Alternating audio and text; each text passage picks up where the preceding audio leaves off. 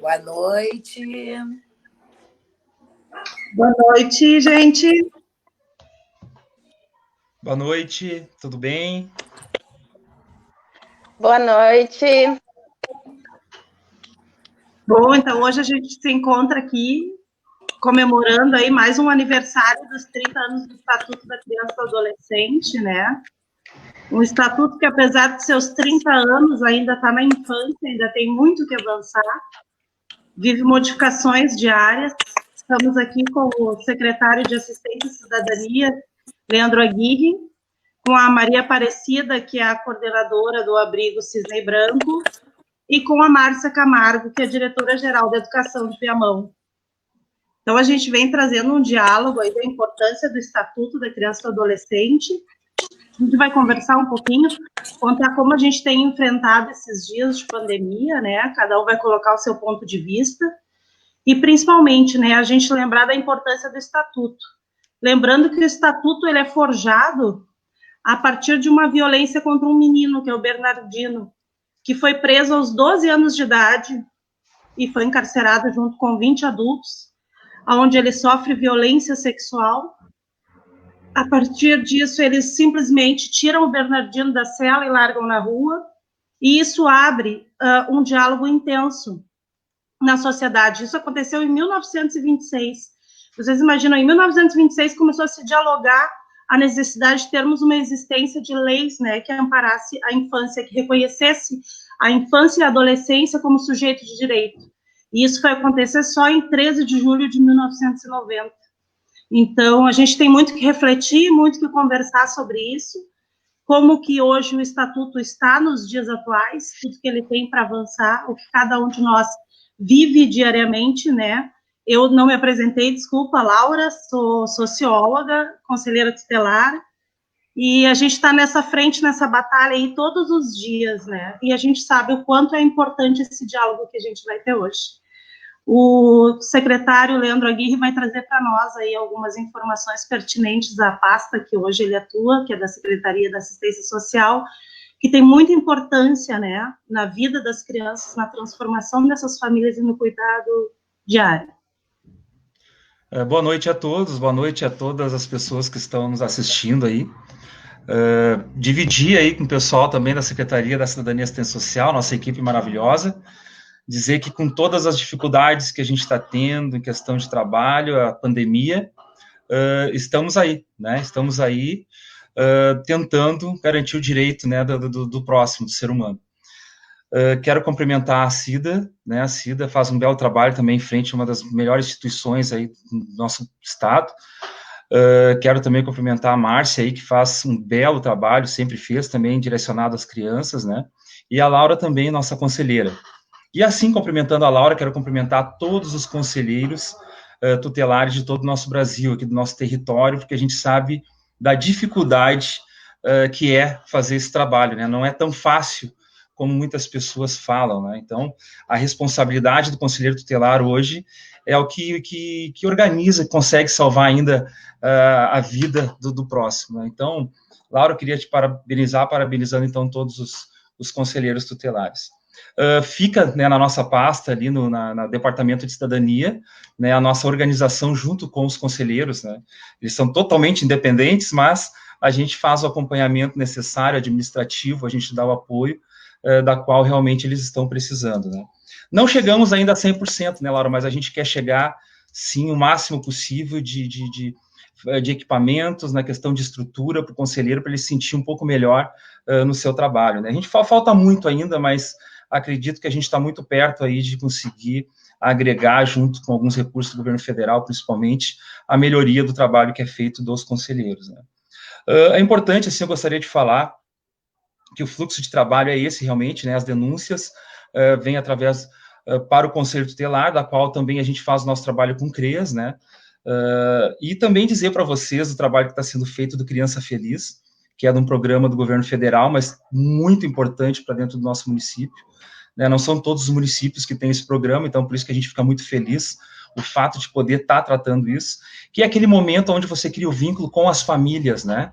Onde a mãe traz a criança, onde a criança está ali no CRAS juntamente, através da associação, e a gente pode estar acompanhando essas famílias, né? Hoje a gente acompanha aí um grande número de famílias através do Criança Feliz, e através da nossa coordenação da Criança Feliz, através da nossa técnica, a Viviane, foi criado também o Convivência Feliz, né, que são aquelas crianças que são recém-nascidas, as mamães que estão grávidas, a gente pode estar fazendo esse trabalho de acompanhamento.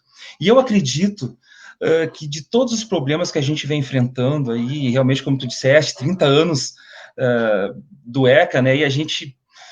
Imagina, tu ter que criar uma lei para poder defender a criança, né? E assim a gente vive o dia a dia. Então, eu acho importante isso, porque o ECA nos traz um norte de referência, traz um norte de trabalho, da onde a gente pode trabalhar, onde a gente pode se segurar no sentido da lei, onde a gente consegue organizar os trabalhos da política pública, né? Então, a gente tem o Convivência Feliz e também a gente quer fortalecer o serviço de convivência e fortalecimento de vínculo, que é um programa nosso da Secretaria, né, junto com as instituições. E aqui eu quero dizer, lembrando que a CIDA está aí, representa também uma instituição, da importância que as instituições têm para o município, para todo o Brasil, porque se não fosse a instituição, realmente o poder público hoje não tem essa força e esse braço e essa perna para poder alcançar tudo. Então, a gente está montando, através do departamento de projetos que nós criamos desde o ano passado, e hoje a gente consegue trabalhar um pouquinho melhor isso. Eu acredito que depois da pandemia vai estar tudo pronto, organizado, para que a gente possa fazer o trabalho, né? A gente sabe também que tem alguns recursos, tem a questão do Covidica, tem a questão do nosso conselho, e uma das ideias que nós temos, assim, pessoal, é que a gente consiga, nos próximos meses, e tem atrapalhado muito essa pandemia, porque a gente não consegue se reunir, é fortalecer e tentar passar uma qualificação no sentido de documentação para as entidades, que é o problema que a gente está tendo hoje. Algumas entidades já têm a expertise do trabalho com crianças, outras estão começando agora, outras já têm uma caminhada, mas ainda falta algumas documentações, papelada, para que a gente consiga fazer isso. E a minha proposta, já como gestor, é fomentar a política pública, né, fomentar a política pública para que a gente consiga, através da instituição, fazer esse trabalho. Né? Não dizer que nós somos os craques nisso, não, bem pelo contrário. Nós precisamos aprender muito ainda com a instituição. E, às vezes, nós ali da gestão somos recriminados por isso, porque nós acreditamos na instituição. A gente sabe que governos passam, né? Inclusive, numa reunião que a gente teve semana passada aí com o nosso delegado de Estado, aí, o Padilha, que cuida do RS Seguro, ele disse isso. Governos passam, mas a política pública ela tem que se manter. Então, nós precisamos da ajuda de todos, e principalmente das entidades, instituições que fazem esse trabalho. E isso é o papel do poder público, eu acredito, de fomentar e fortalecer essas entidades para que elas consigam. Eu aqui estou vendo a dificuldade que a gente tem de poder fortalecer, de poder trazer para perto, de poder conseguir fazer esse trabalho. Mas a gente até agora não desistiu e vai manter isso. E depois, se a gente conseguir poder falar um pouquinho também, Laura, da questão do adolescente, principalmente, a questão do álcool, a questão da droga, assim, eu gostaria de poucos minutos a gente passar algumas informações aí também. Agora, acho que a gente vai passar para a Cida, né, que é uma figura de extrema importância, porque quando a gente chega num último momento, assim, de que já toda a rede de proteção já esgotou todo um trabalho e que não se consegue mais avançar, e só sobra a medida pertinente, que é o acolhimento, que é a gente ter que afastar da família. A gente não defende isso, bem pelo contrário, lugar de criança é no seio familiar, mas lugar de criança é protegida, é saudável, é bem cuidada, não é no meio de violência, não é abandonada, não é sofrendo abuso sexual. Aí, quando acontece essa última instância, essa última medida, a gente corre lá para os braços da Cida, que é a pessoa que nos dá todo o suporte, que faz com que a gente sinta, ameniza, eu acho, a dor do conselheiro durante o acolhimento, porque para a gente é difícil afastar da família. E o que nos ameniza é saber que lá eles vão receber amor, carinho, porque é uma grande família, o acolhimento é uma grande família, é uma instituição que recebe e que o que se dá para essa criança é muito além do que tu dá um teto e comida no horário e roupa limpa.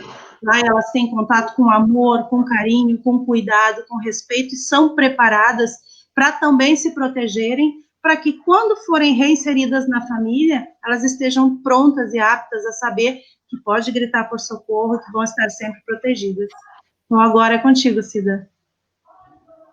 Primeiramente, boa noite, Márcia, né? Gostaria de agradecer pelo convite.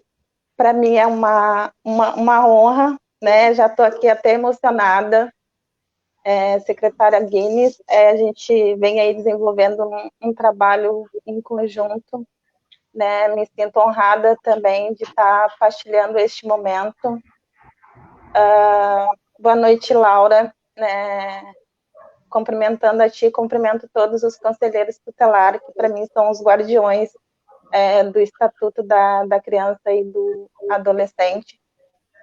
Me sinto muito honrada, assim, quando tu começaste a falar.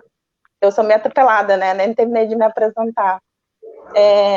Como falaste, né? Eu sou a Cida, conhecida como Cida Maria Aparecida, coordenadora do Cisne Branco, do Abrigo João Paulo II, que tem como especialidade zelar pelo direito da criança e do adolescente. Espero, assim, trazer um pouquinho da minha vivência, né? Sou apaixonada, né, pela criança e o adolescente. É algo, assim, que me traz uma satisfação pessoal. Faço com muito amor. Quem me conhece sabe, né, quanto que eu defendo, né, a criança e o adolescente, e me sinto no momento que ela é entregada no acolhimento com essa responsabilidade. E não tem como hoje, né, que para nós, assim, é uma grande comemoração, tá comemorando aí os 30 anos do Estatuto da Criança e do Adolescente, como não voltar ao Código de Menores, né, onde a criança era tratada como delinquente, né, menor é um tratamento pejorativo. Teve que vir um estatuto para a questão da igualdade, né? Porque só filho de rico era chamado de criança ou de adolescente, pobre, menor, né? E menor quer dizer delinquente, não se tinha a proteção que hoje tem, né? Graças ao estatuto. Temos muito que evoluir, como tu mesmo disseste. É uma caminhada árdua que a gente tem aí pela frente, mas acredito que com profissionais comprometidos, capacitados, a gente pode estar alcançando e evoluindo bastante. O meu trabalho hoje dentro do município, né, é diretamente no Cisne, que é considerado uma porta de entrada, né, de toda criança que precisa de uma medida de proteção, que precisa garantir os seus direitos. E é esse o trabalho que a gente faz ali em conjunto com o Conselho, em conjunto com a Secretaria de Assistência, com o Judiciário, com a Promotoria, né? É um trabalho com o CRES, né? Com o CRAS, com toda a rede de proteção, né? Não é só um profissional, são vários profissionais que trabalham em prol dessa criança. E a gente, graças a Deus, tem conseguido, né, um êxito. Acho que Viamão está de parabéns nessa questão, secretária, porque a gente tem alcançado algo assim que já fazia bastante tempo, né, que não se tinha, que hoje o acolhimento ele tem pouquíssimas crianças, né, a gente estava sempre trabalhando com superlotação, né, e hoje a gente não está com superlotação pela primeira vez, né, num período de 7 anos que eu estou na coordenação.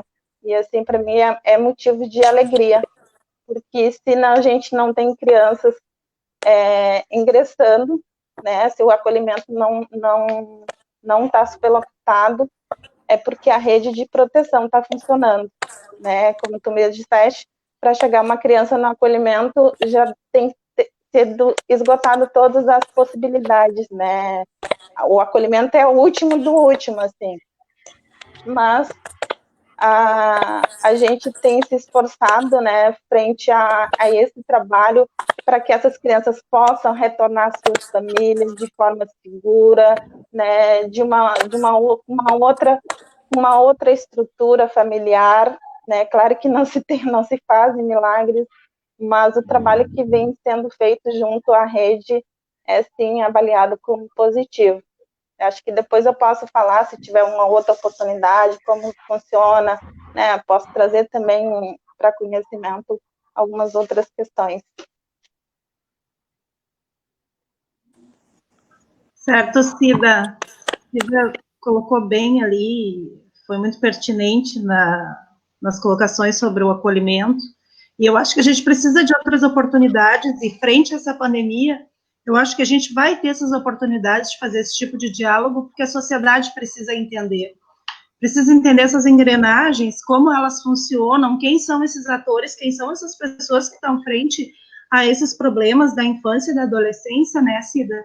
E eu acho que a gente vai ter oportunidade, num segundo momento, tá, de repente, colocando pautas mais específicas e até esclarecendo, porque as pessoas, a gente ainda tem aquele drama das pessoas que acham que o acolhimento é terrível, é horrível, e não, bem pelo contrário. A gente precisa falar que é um espaço de amor, de carinho, de respeito, para que as pessoas entendam que quando a criança está lá, ela está protegida, né? Que não é o ideal ela estar afastada da família, mas que às vezes, inevitavelmente, isso acontece. É algo assim que é bem pertinente mesmo, Laura, porque as pessoas elas têm uma visão do acolhimento como punição para uma criança, e nunca é uma punição.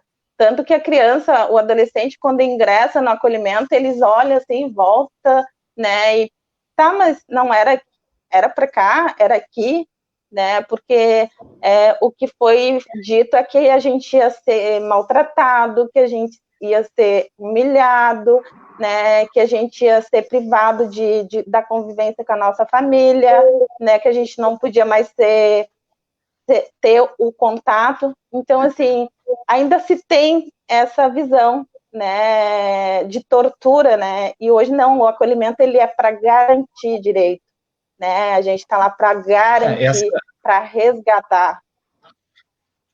Essa é a importância do estatuto, né? Porque existe antes e o pós-estatuto, né? Então, antes era assim, dessa forma, né? Era pensado dessa forma, era uma penitência, era, né, uma forma de...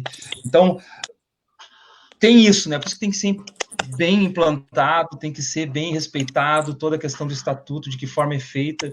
E a Cida falou bem, a Laura também. Eu vejo, assim, a gente acompanha os nossos técnicos, né, assim, a dificuldade que se tem e também a forma que eles trabalham, né, para que não aconteça o abrigamento, né, então as pessoas têm que saber isso, que a última instância é o abrigo, né, e isso não passa por uma decisão de uma ou duas pessoas, são equipes, são discussões de caso, junto com o Judiciário, Ministério Público, Conselho Tutelar, instituição. Então, assim, ó, existe um trabalho que é feito, né, as pessoas acham assim, pega a criança na rua, pum, já vamos botar lá dentro do abrigo, não é bem assim. E apesar que as pessoas verem, como a Cida falou, os abrigos, as casas-lares, vão ver que isso é totalmente diferente daquilo que se era no passado, né, então, por isso a importância do estatuto hoje, do reordenamento, né? Na verdade, foi todo reordenado, né? Se cumpre uma metodologia. Caiu. Agora acho que a gente vai ouvir um pouquinho da Márcia. A Márcia que vem aí com uma carreta de coisas que ela tem, ex-conselheira tutelar, mega atuante dentro do município, hoje está na Secretaria de Educação, sempre esteve envolvida com educação, uma mulher das artes, né? Ensina teatro para nossa criançada, com todo amor e carinho.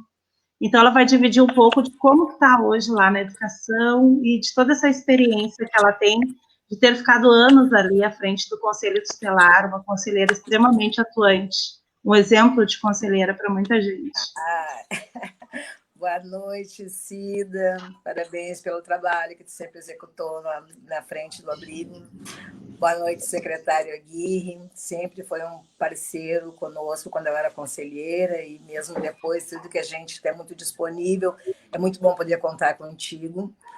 Boa noite, Laura, né, minha colega, conselheiro tutelar também super atuante, né? E que hoje, né, Laura, assim, esses 30 anos de ECA, todos os conselheiros estão de parabéns, os conselheiros e os ex-conselheiros, porque se não fosse o conselheiro tutelar, o ECA não teria como funcionar, né? Porque o papel do conselheiro tutelar, né, vem quando implementa o ECA, então vem essa função, né, de fazer o ECA ser implementado.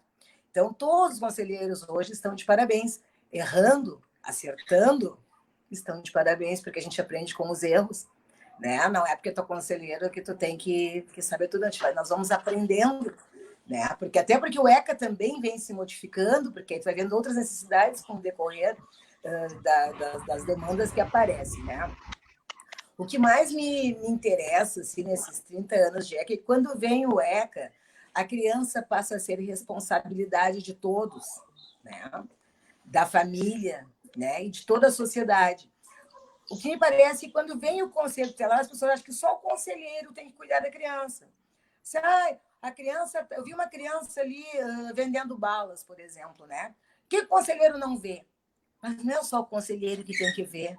As pessoas também não podem comprar a bala da criança porque está mantendo ela ali na rua.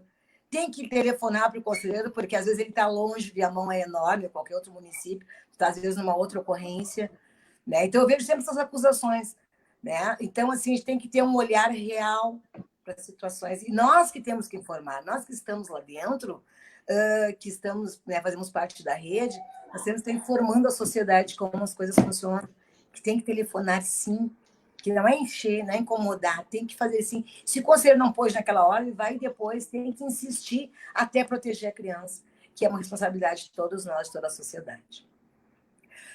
Eu fiquei 10 anos no Conselho Tutelar, foi um aprendizado assim, para toda a minha vida, né? Que eu nunca mais vou deixar de ser conselheira, eu posso não estar atuando como, mas dentro, né? Na tua responsabilidade, no teu comprometimento com a infância e juventude, isso não vai mudar, né? Hoje eu estou na educação, que é uma secretaria que eu tenho formação em serviço social, né? Podia ter ido lá para assistência, mas, enfim, fui para a educação. Bora, vem para cá. Mas eu estou lá com a minha secretária. Pode ser cedida, hein? Já mando memorando amanhã de manhã cedo. É bom assim, né? Eu estou à frente da Secretaria de Educação, na direção geral, que é um lugar também muito bom, né? Claro, eu tinha muitos planos quando fui para lá, de trabalhar com as famílias, com as crianças, com a equipe de professores, mas veio a pandemia, né? E nós tivemos que mudar todos os nossos planos, né? Hoje nós pensamos no que vamos fazer hoje para nossas crianças. E a Secretaria de Educação, a nossa secretária assim, é empenhadíssima, ela está à frente da secretaria, mesmo na pandemia, assim, está lá lutando para que se efetive esse direito à educação. Então, nossos alunos, né, têm aula online, os professores se organizaram, toda a equipe se organizou, né, está bem organizada com as aulas online, com as famílias, né, com o kit de alimentação para garantir o direito à alimentação, que está prescrito no ECA. Então, estamos todos os dias lá. À frente, a nossa secretária está implementando em Viamão um centro de especialização para as crianças que têm deficiência, eu já vou adiantar, que vai ser lá no Walter Graff, né? Teremos toda uma estrutura, que hoje em dia a nossa família tem que ir para Cachoeirinha para atendimento das nossas crianças, né? Que têm dificuldades, e aí serão atendidas em Viamão, no Walter Graff, bem pertinho de todos nós. Será um investimento maravilhoso que a educação está fazendo, respeitando a nossa criança com deficiência, muito lindo. Então, a educação tem feito bastante, né? Nós temos assim, nós estamos lá todos os dias preocupados com a infância. Nos preocupa muito com a pandemia, que as crianças estão, né, encerradas dentro de casa, às vezes junto com o agressor. Então, o professor, quando ele faz esse contato, eu acredito que tem que ter um olhar muito atento, né? Porque às vezes o celular é do próprio agressor, né? Então, a criança não pode denunciar. É uma coisa que nos preocupa bastante, né? Ela está lá dentro da casa. Porque a escola, né, é o nosso ponto de apoio quando era conselheiro tutelar, né, Laura? Às vezes tinha denúncia do pai, da mãe, do vizinho, mas tu ia na escola, porque a escola tem aquele olhar de proteção da rede, que faz parte da rede de proteção, né? Então, lá que nós tínhamos a verdadeira história da criança, né? Muitas vezes, antes de falar com a criança, nós conversamos com a orientação. E hoje em dia, nós não estamos com essa instrumentalidade, né? Que é a escola, onde a criança, a gente via a lesão corporal, ou via pelo olhar, pelo comportamento, né? A gente via essas modificações, e aí o professor ficava atento e passava para para orientação e passar para o Conselho Tutelar. Nós estamos sem isso, estamos preocupados com as crianças dentro de casa, muito preocupados, porque aumenta o estresse com o desemprego, com a fome. Então, a criança é que fica mais vulnerável nesse momento, né? Até depois vou querer saber, Laura, como é que está a atuação do Conselho Tutelar neste momento em que a gente fica sem a escola para nos dar as notícias. Depois eu vou querer saber de ti, tá? Mas, então, assim, estamos lá na Frente da Educação, um trabalho lindo, né? Em parceria, né, Gui, com todas as outras secretarias, né? Então, é isso. Vamos fazer... Eu quero mandar um abraço, né, para a secretária Simone, né, a secretária da Educação, grande parceira nossa, tem nos ajudado muito. A gente está com um programa aí da distribuição de cestas básicas para 2.055 idosos de BPC, e a gente tem que entregar em casa, né? Então a gente faltou carro, faltou motorista, faltou um monte de coisa. A gente sentou lá com a secretária Simone e ela prontamente, né, se colocou à disposição, passando para nós os carros, dando apoio com os motoristas. Então, assim, só agradecer a nossa secretária de Educação e todo o pessoal que trabalha na educação, e a Márcia, que por enquanto está trabalhando lá, né? A educação é um grande parceiro, né? Essa tua pergunta é bastante pertinente, Márcia, assim, porque a escola é o primeiro filtro, né? O conselheiro tutelar pode pegar uma denúncia, ele vai fazer uma VD, mas ele não vai conseguir absorver em poucos minutos de fato o que acontece. Agora, as escolas, eu não vou nem nomear, as diretoras que eu atuei junto sabem quem elas são, meus diretores, são pessoas insubstituíveis nesse processo e nesse momento. Essas denúncias que eles trazem, quando eles nos acionam, muitas vezes se colocando em risco, que não tem esse olhar, e o diretor e o professor de escola se colocam em risco, orientador educacional, porque aciona o conselho e muitas vezes está dentro de uma comunidade e pode sofrer até algum tipo de retaliação. E mesmo assim, esses professores, esses diretores e orientadores educacionais são guerreiros, eles nos chamam, nos passam os casos. Tem aqueles diretores que saem a pé dentro da comunidade, caminhando do lado do conselho para ver o que está acontecendo. Então, assim, aproveito e falo para ti, Márcia, que é um prazer, é um orgulho saber que nós temos dentro de Viamão diretores, professores, orientadores educacionais tão comprometidos com a infância, porque isso faz toda uma diferença. Tu sabe tão bem quanto eu o quanto é importante a atuação da educação junto a essa prevenção, né? É o nosso suporte ali, são grandes parceiros. Fala, Márcia. É a criança do acolhimento, né? Assim, da educação sempre teve esse olhar especial, né? Sempre acolheu, nunca negamos vagas, né? Para as crianças do acolhimento, sempre foram tratadas com maior carinho, maior respeito, né, Cida? Assim, até quando tu estava falando ali, né, eu estava visualizando a Márcia, ela realmente não deixou de ser conselheira, porque quando ela me encontra no centro de Viamão, ela tem alguma coisa para me passar. Mas, assim, falando da educação, Márcia, respondendo a sua pergunta ali, assim, é uma parceria, né, fantástica. A gente tem colégios, assim, que nos abraça mesmo, nos acolhe, né, tá sempre disponível, entendendo a necessidade de cada criança, trabalhando em conjunto com o acolhimento, né? Então, assim, a gente só tem a agradecer, né? Agradecer a educação por essa parceria.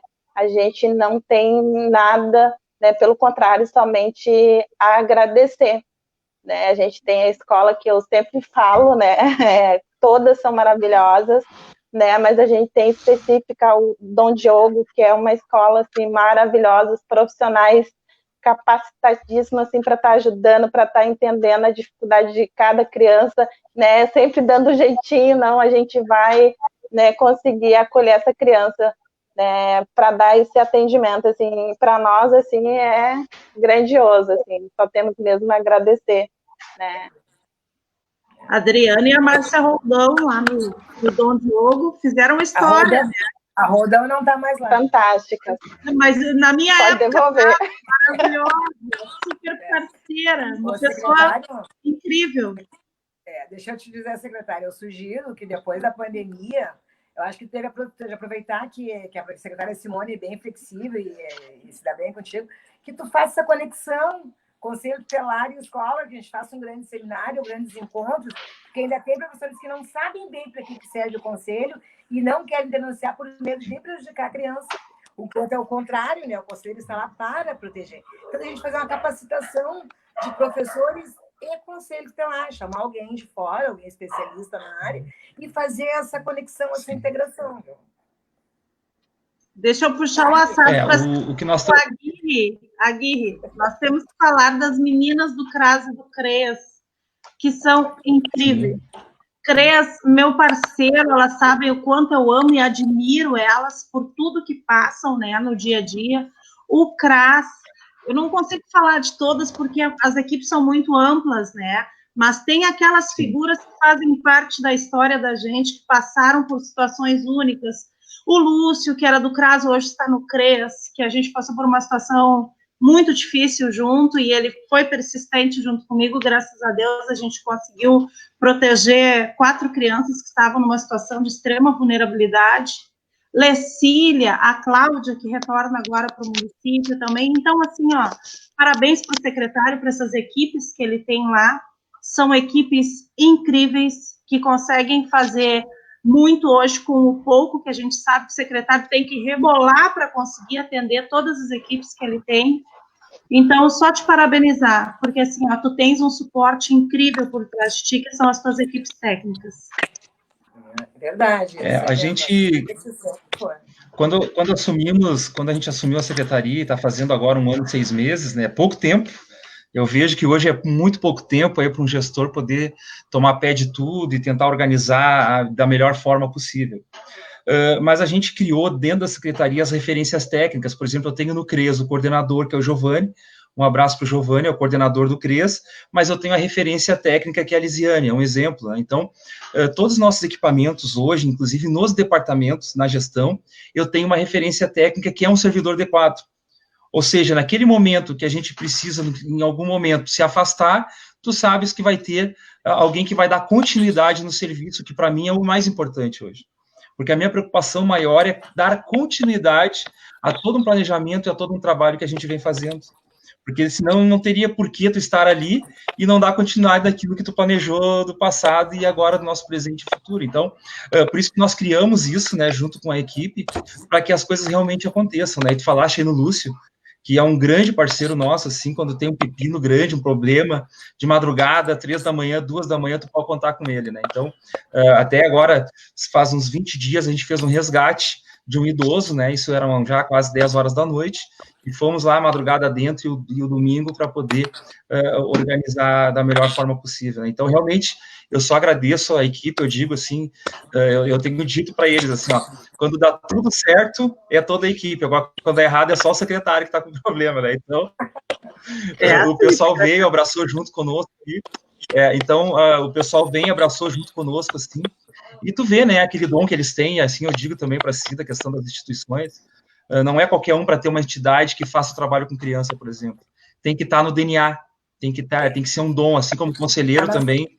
Eu, sinceramente, não teria essa condição de ser um conselheiro, porque, obviamente, que é um dom, é um chamado, eu acredito muito nisso, assim, sabe? Eu tenho muita fé nisso, né, que alguns trabalhos, principalmente dentro da assistência, dentro dos departamentos, tem que ter um chamado, né? Então, é por isso. Então, a gente fez isso, com que as referências técnicas hoje possam ser realmente as referências da qual a gente precisa dentro do departamento e dentro da secretaria. Então, tanto secretário ou não tanto secretário, a coisa tem que acontecer, né?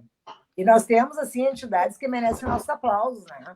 A Bom Samaritano, o Novo Lar, a do Padre Valdir, da Vila Elza, que se não fossem essas entidades aqui, nossa, muitas vezes o conselho não sabe o que fazer, né? Então, tu vai lá e pede um apoio, Sim. Consegue uma inserção da criança na entidade, para que ela faça atividade. Casa Suzana, né, Márcia?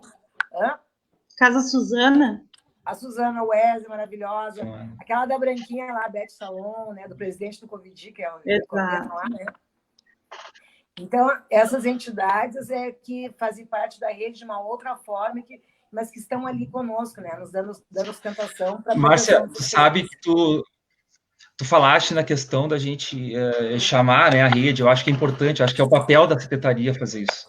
A gente tem que montar a rede ela tem que se falar, né? A gente vê que às vezes acontece alguma falha, e até agora a questão da criança a gente tem encaminhado de acordo já há bastante tempo, tem dado tudo certo, graças a Deus, mas eu vejo assim que em outros setores, por exemplo, a gente tem muita dificuldade.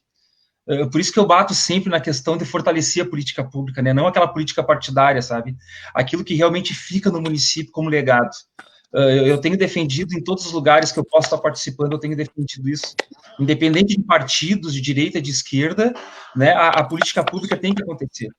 Né? E por isso que a instituição funciona, a entidade dá certo, porque ela não tem partido, né? Ela faz o trabalho dela porque é aquele dom que eles têm de fazer o serviço. Então, eu sou uma entusiasta assim das artes, né?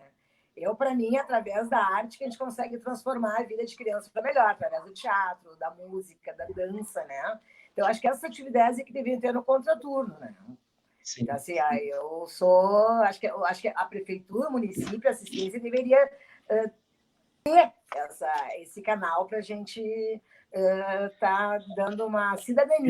Mas é isso que eu estou dizendo, Márcia, a gente tem que fortalecer, porque eu tenho a Secretaria de Cultura, eu tenho a Secretaria de Esporte, onde o trabalho tem que ser em conjunto. Eu não sou uma secretaria única, né? Nós não somos uma secretaria única. A gente depende um dos outros para que as coisas aconteçam, né? Então, às vezes a gente sente falta disso, né? Daquela questão, mas falta um pouco também, a culpa um pouco minha, talvez, ou nossa, porque como a gente trabalha muito em cima de demandas, e a gente não consegue, muitas vezes, planejar. Eu não consigo prever o futuro, eu não consigo prever as coisas que estão acontecendo ali. Tu tá entendendo? Então, por quê? Porque a demanda é grande. É o Ministério Público com ofício, é uma demanda lá do Conselho Tutelar, a entidade está com alguma situação que não foi resolvida lá no administrativo. Então, tu começa a trabalhar essas coisas e tu não tem tempo, sabe? Tu não consegue parar 1 minuto ou 2 para tu fazer o planejamento. Eu acredito no planejamento. Né? Eu acho que se a gente tivesse um planejamento organizado, por exemplo, vamos parar agora tudo que estamos fazendo e planejar 2021, por exemplo. Eu acho que isso aí é fundamental para o próximo ano. Depois da pandemia, de que forma nós vamos organizar isso? De que forma vai estar a escola para receber as nossas crianças? De que forma a minha equipe vai estar montada para receber e atender as famílias que estão no CRAS? Né? Então, a gente tem que começar a planejar, e para isso a gente precisa da rede. Então, um sonho que eu tenho, assim, é que se não fosse agora, eu estava planejando o fórum de entidades, aonde tu vai resgatar todo o município de Viamão, as entidades que trabalham em todas as áreas. E ali tu discutir, criar núcleos dentro desse fórum, aonde os núcleos vão estar discutindo as políticas públicas.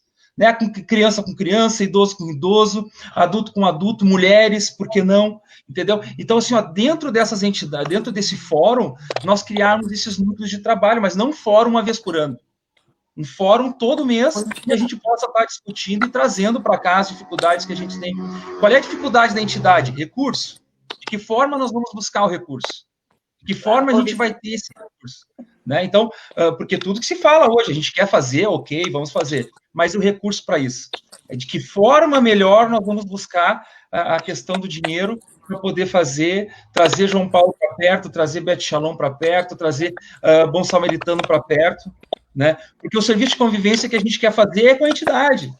Só que eu tenho que passar recurso para a entidade não tem condições hoje de trabalhar com recurso próprio, não existe isso. Né? Agora sim, precisamos de todas as secretarias e de todos os movimentos dentro do município, independente de questões partidárias, para que a gente consiga, porque o bem maior, o que seria? É o bem da criança. É a criança, é o adolescente, de que forma a gente vai chegar antes? O que nós, como município, podemos oferecer? E aqui a Claudinha, minha esposa, que está organizando as coisas aqui no quarto, né? Ela é bem faceira, passando para lá e para cá, mas está tudo certo. Quem manda aqui em casa é ela mesma, né? Está tudo certo. Então, assim, a gente precisa disso, sabe? Dessa visão um pouco mais do macro, do geral. Eu não posso ter uma visão simples, uma visão simplista, que eu chamo, de apenas cuidar da minha secretaria. Não, a minha secretaria tem que cuidar de todo o município, né? De todos os problemas que a gente tem. Então, levantem comigo essa bandeira, é isso que a gente pede, para que todos venham junto, para a gente conseguir organizar isso dessa forma. Né? Tem uma pandemia aí que a gente sabe todas as dificuldades que a gente está tendo, pessoal trabalhando em plantão. Acredito que a Laura chegou agora, uma pilha de documentos para ser resolvidos, né? Então, o próprio conselho, a Cida também é presidente do conselho do CEMAS, é muito atuante, né? A gente não faz nada sem passar pelo CEMAS, às vezes tem umas briguinhas, mas é normal, eu acho que tem que ter as discussões, né? Agora, imagina a Cida brigando, né? Nossa! Então, assim, ó, existe isso, né? Existe, a gente precisa das entidades, a gente precisa ali do CEMAS fazendo o seu papel, né? O próprio fiscalizador organizando, vendo contratos e tudo mais. Eu acho que isso aqui é um conjunto de coisas que nós temos que montar e organizar para beneficiar as crianças e os adolescentes, né? Então, essa é uma visão nossa, assim, eu acredito que a gestão da Secretaria da Cidadania e Assistência Social pensa dessa forma. A melhor forma que nós temos hoje de atender a criança é trazer todos para dentro do mesmo processo. Eu não posso ter o Conselho Tutelar fazendo a sua parte, eu não posso ter a entidade fazendo a parte dela lá e eu aqui separado. Nós temos que unir isso para que as coisas fiquem melhor. É verdade. Não até porque isolado, não.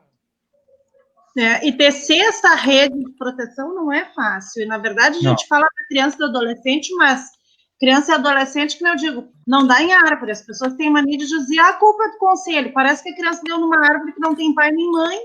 Parece que não deveria existir uma estrutura familiar. Então, quando existe uma falha, a primeira falha é da família.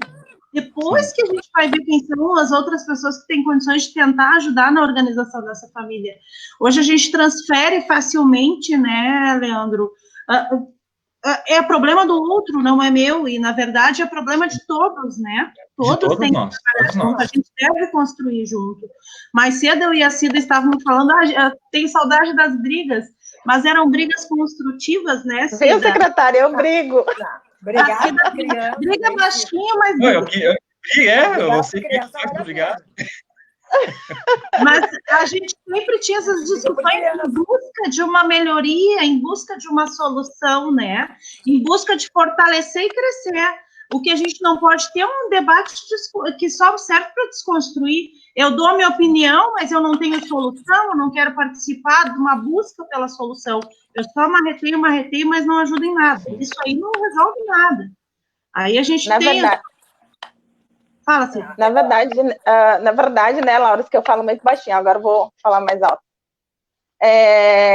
As nossas discussões sempre foi em busca do melhor para essa criança. São discussões, são críticas construtivas, onde a gente evolui juntas, né? Porque a gente está falando de vida, a gente está falando de direito, né? Então, tem que ter essas discussões, porque são profissionais que atendem a criança, mas que têm visões diferentes. E a gente sempre discutiu e a gente sempre vai discutir para melhor atendê-las.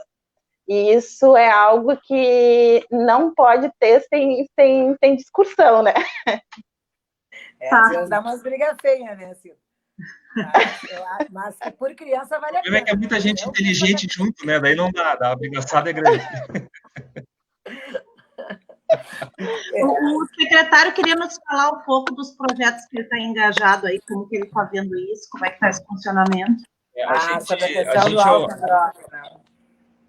A gente há algum tempo já trabalha com a questão da prevenção, a questão do tratamento, e a gente se preocupa muito em relação ao que tem acontecido hoje com as famílias, né? A gente sabe que a desestrutura familiar ela é complicada em relação àquilo. Como eu tinha falado antes, o que nós, poder público, temos para oferecer para o jovem? Né? Hoje, sendo que o jovem, desde a música que ele escuta, endeusando a questão ilícita, né? Que é a questão da droga, a questão de como agir na comunidade e tudo mais. Então, é uma preocupação que a gente tem visto há bastante tempo e a gente tem preocupado, né? Então, eu trouxe até, assim, rapidamente, assim, não vou me estender muito, porque isso aqui é um assunto para mais de mês, mas um manual de orientação e uma preocupação que eu tenho em relação aos dados e pesquisas que não são feitas. Isso aqui é uma pesquisa que foi feita em 2017, a gente já está em 2020, e obviamente que aquela criança, aquele adolescente de 15 anos já está com 18 hoje. Né? Então, a gente nota que não há um interesse né, do poder público para entender o que acontece na família, o que acontece com a criança, o que acontece com o adolescente. Então, a gente buscou aqui da Sociedade Brasileira de Pediatria, eles fizeram uma manual de orientação do Departamento Científico de Adolescentes, a questão do álcool, de que forma o álcool está entrando nas famílias, né? Na verdade, de que forma o álcool é oferecido à criança. E é fantástico, assim, ó, é de extrema importância a gente saber que a maioria das crianças, elas começam usando o álcool dentro de casa, né? Aquela visão que a gente... Naturalizado na família, né? Aquela visão que a gente tem, porque foi um amiguinho, tá, isso também tem, a gente vai ver que nos dados ali é 10%, 5%, 4%, mas 39% do jovem que se iniciou no álcool foi dentro da casa dele. Né? Ou porque o pai bebia, porque a mãe bebia, porque o irmão bebia, obviamente que ofereceram, inclusive, para ele, né? E um dos dados é esse 39% que foi oferecido, né, pelo maior da casa à criança. Então, o que pode ocasionar isso para uma criança começando a beber já com 12, 13, 14 anos, que é o momento que eles estão crescendo, que é o momento que se vai firmar para o futuro deles como adulto. Né? Então, eu vejo que não existe esse cuidado hoje. Aí eu vejo o trabalho do conselheiro tutelar, eu vejo o cuidado da Secretaria da Cidadania e Assistência Social em cuidar dessas crianças, e a gente não vê nada do governo federal, do governo do estado. Por exemplo, as próprias propagandas de bebida. Por exemplo, eu quero beber, porque é um cara no meio de um monte de gente, inclusive eu não sei como é que os movimentos feministas não são contra isso, que daí bota ali uma mulher de biquíni na frente, o cara bebendo e tal, quer dizer, mas só bota os bonitão, né? Entendeu? Bota o bonitão, bota o bonitão. É uma coisa que a Cida enfrenta lá dentro do abrigo, pegando crianças que tinham, né, Cida?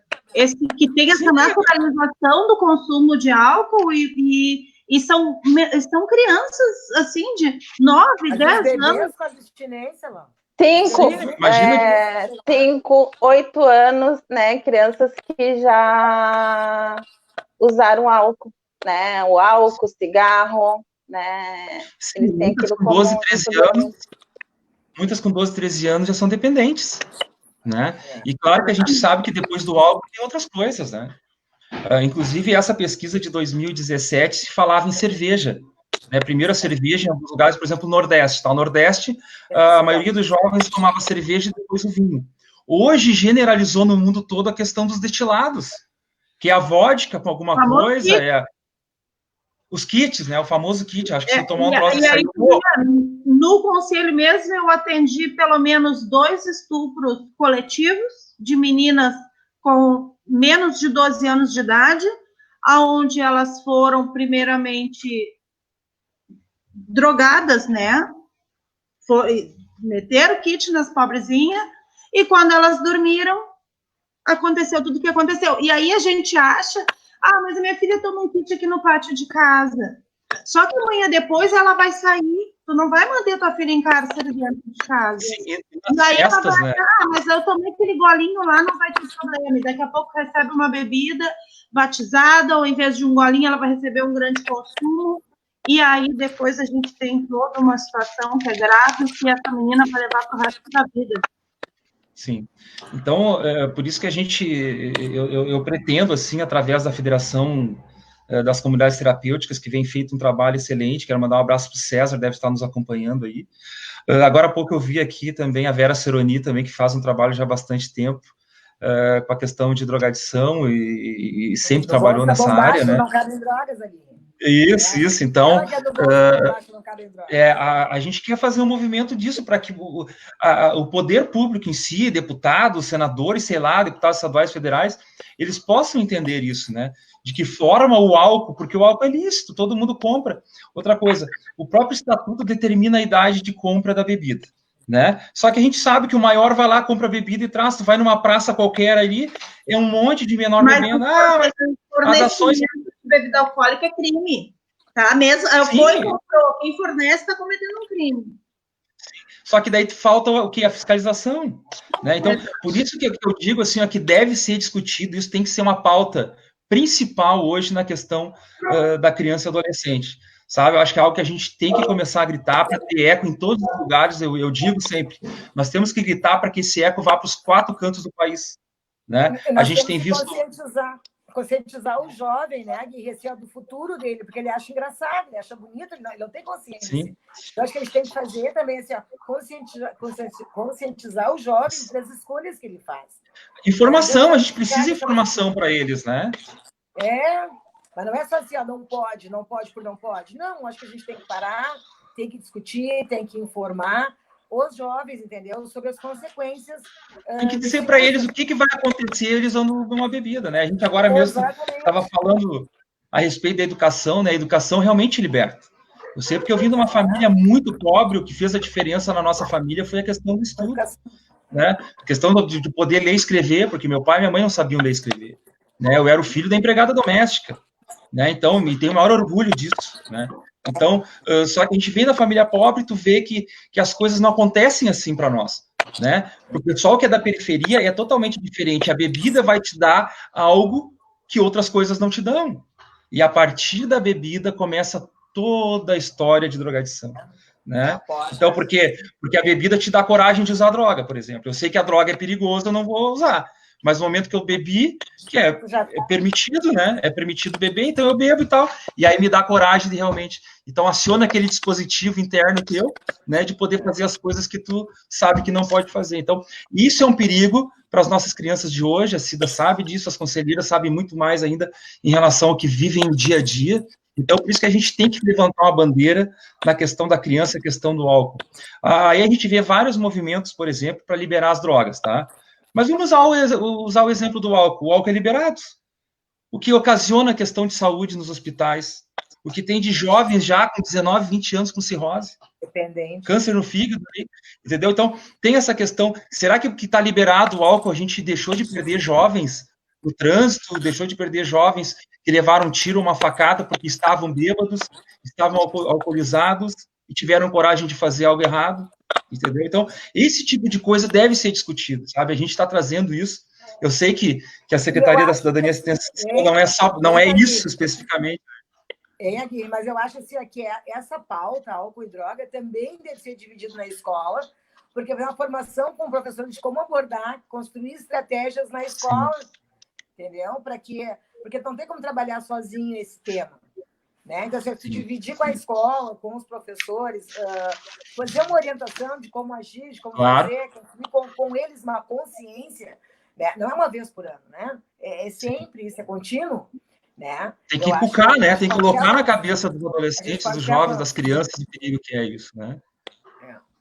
Eu queria só dividir com vocês rapidamente, assim, ó, por quais motivos os adolescentes utilizam drogas, né? Assim, e a droga que a gente fala aqui é o álcool, principalmente, tá? É a sensação juvenil de onipotência, tá? É o desafio à estrutura familiar e social, né? Os problemas que a gente tem hoje, que sabe das periferias, a curiosidade, né? Que todo jovem é curioso para tudo, desde criança já nascem curiosos, né? A impulsividade, a pressão e a aceitação pelos seus pares e a busca de novas experiências, né? Que é o principal, aquela coisa da pressão do outro, dizendo que ele precisa beber, que ele pode beber, que ele bebendo vai ser o cara, né? Usando droga vai ser o cara. Então, aqui eu já vejo que a gente tem 5 caminhos para começar o trabalho.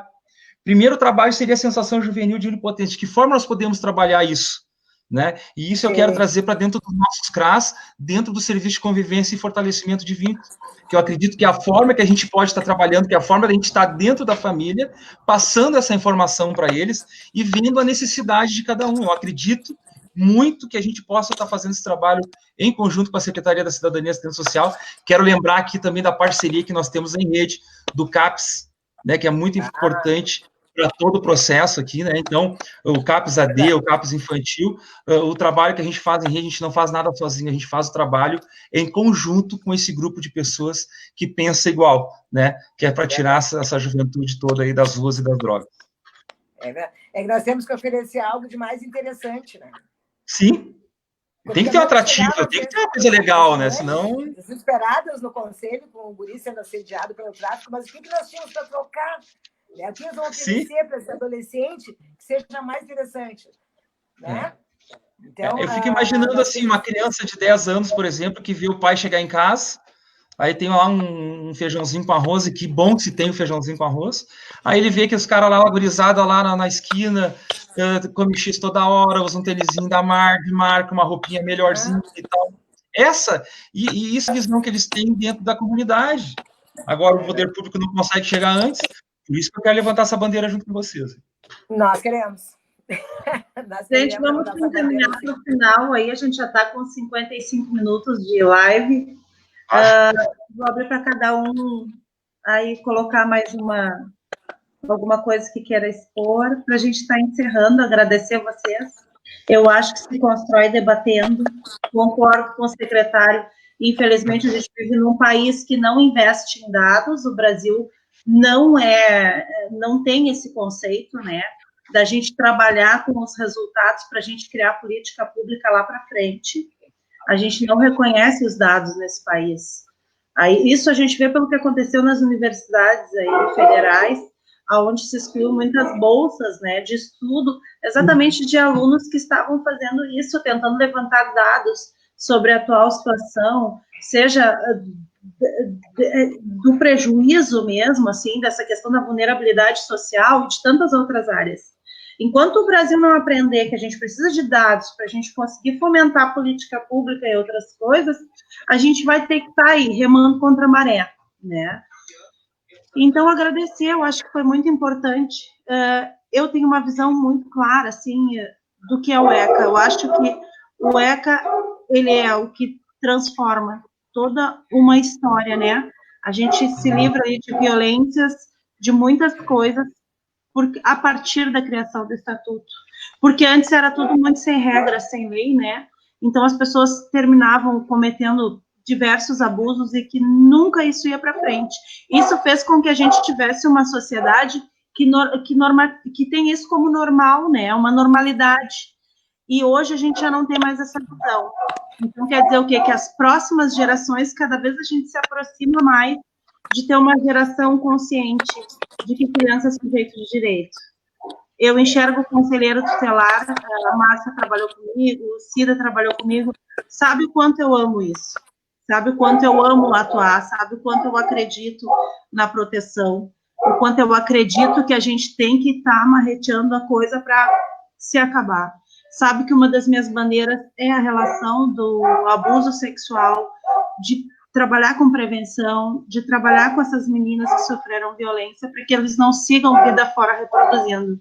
Eu acredito que o conselheiro é a materialização do ECA, né? Nós representamos todas aquelas leis que estão ali e devemos enfrentar, seja quem for, como for, para garantir que a criança seja protegida. Agradeço vocês, eu acho que foi muito bom nosso debate, e eu acho que, tendo oportunidades, a gente deve fazer isso mais vezes, porque eu acho que a gente tem que conscientizar a sociedade tem que conhecer essas engrenagens, o Leandro tem que vir falar de quais são a rede de proteção, aonde que a pessoa vai, como que ela vai, para quem que ela pede ajuda. A Cida tem que esclarecer o quão grande é o acolhimento institucional, que ainda que não sendo o ideal para a criança, dentro daquela realidade de violência, ali ela está num local de amor e de carinho e de proteção. A Márcia tem que falar da educação, mas eu acho que a gente tem que estar aberto a discutir. Eu acho que quem tem propriedade dos temas tem mais é que dar a cara a bater mesmo e vir e discutir e falar, olha, a gente está fazendo isso, isso, aquilo. Porque as pessoas estão aí fora tentando desconstruir muitos trabalhos, né? E muitas vezes não é nem por querer, muitas vezes é porque de fato não sabe. Então a gente tem a oportunidade de esclarecer para as pessoas quem são esses atores, como essa rede de proteção funciona e o quanto a gente sua a camiseta, né, na verdade, para conseguir executar o trabalho da melhor forma possível. Vou aproveitar, então, eu quero agradecer a todos vocês, né? Que bom que nós podemos parar e dedicar esse tempo para a infância e juventude. Temos que fazer esses encontros mais vezes, né? Agradecer ao Adriano Steinmetz, lá da Bom Samaritano, né? Que ele que está organizando essa live para nós, que é super dedicado. Agradecer, Adriano, muito obrigado pelo teu empenho. Agradecer a Associarte, que é a Associação dos Artistas, que também trabalha com crianças e adolescentes, que está promovendo essa live também nessa noite. Agradecer a Piazitos, lá, a Vera Cerone, pelo trabalho que ela faz, e todas as outras entidades. Desejar forças, né, para todos que trabalham com a infância e juventude, né, dizer que estou à disposição na Secretaria de Educação, né, para a gente fazer sempre melhor pela criança e adolescente, né, que a gente possa estar sempre contribuindo por uma infância, por um futuro melhor, tá bom? Então, boa noite, muito grata pela participação de todos vocês. Eu gostaria de finalizar lendo um poema que eu gosto muito, né? Agradeço, né, pelo privilégio de estar aqui. A hora passou assim voando, né? A gente não conseguiu expandir muito, mas acho que haverá outras oportunidades. A mensagem que eu deixo diz assim: dizem que sou o futuro, mas me desampares no presente. Dizem que sou a esperança da paz, não me induz à guerra. Dizem que sou promessa do bem, não me confieis o mal. Diz que sou a luz dos teus olhos, não me abandones às trevas. Dizem que espero somente o teu perdão, dai-me a luz e o entendimento. Não desejo somente a festa do teu carinho, suplico-te o amor, com que me eduques. Não te rogo apenas brinquedo, peço-te bons exemplos e boas palavras. Não sou simples argumento do teu discurso, sou alguém que te bate a porta em nome de Deus. Ensina-me o trabalho humilde e devoramento e o perdão. Compadece-te de mim, orienta-me para que eu seja bom e justo. Corrija-me enquanto é tempo, ainda que eu sofra. Ajuda-me hoje para que amanhã eu não te faça chorar. Eu acho lindo essa mensagem e dedico ela a todas as crianças e adolescentes que não estão nos assistindo e aquelas que também não estão. Muito obrigada. Então tá, foi um prazer aí participar junto com vocês, né? A gente sempre aprende cada vez mais, um pouquinho de cada um. Eu acho que é isso, a rede faz esse papel, né?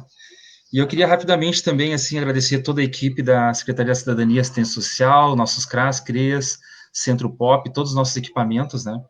Eu queria ler rapidamente, assim, também um versículo bíblico, assim, que sempre me chama a atenção, tá? Portanto, quem se tornar humilde como esta criança, esse é o maior do reino dos céus. Aqui Jesus compara, né, a pureza da criança em relação aos nossos corações. Então, mas qualquer um que fizer tropeçar um desses pequeninos que crê em mim, melhor lhe fora que se ele pendurasse ao pescoço uma pedra de moinho e se submergisse na profundeza do mar. Aqui a gente vê o cuidado que Deus, desde o início, tem com as crianças, né, com os pequenos, com os menores. Então, aqui fica o nosso recado, né, não como secretário, mas sim como cidadão, que quer que essas crianças, né, do nosso município, principalmente, sejam bem tratadas, que realmente os seus direitos sejam garantidos, né? Então, muito obrigado a todos vocês, podem contar conosco, enquanto estiver como secretário ali, vou atender a todos da mesma forma. Um abraço, tudo de bom a vocês. Obrigada, gente. Um abraço para os colegas também, os conselheiros incansáveis aí de Viamão, né?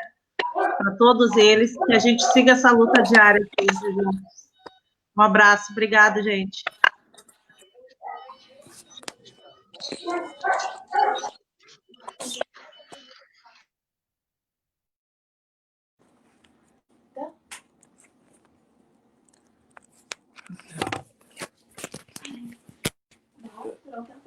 Ah, mas aqui não é